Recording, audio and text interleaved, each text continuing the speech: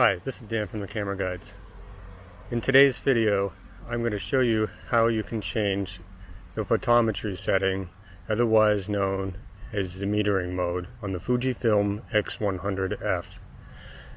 When I first got this camera, I got it used, and I was pretty frustrated because this photometry or photometry mode here, which is also known as the metering mode, was grayed out, and I couldn't figure out how to change it.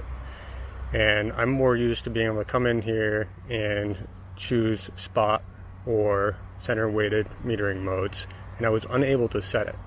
It took me a little bit of tinkering to figure out what was going on, but eventually I figured out that in here there's a face/eye detection setting, and when that face/eye detection setting is on, it grays out that metering mode menu.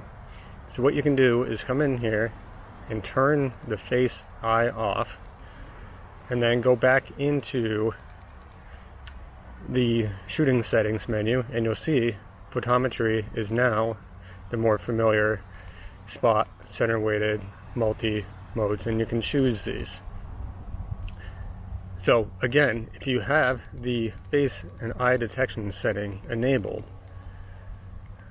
it grays out the photometry settings here.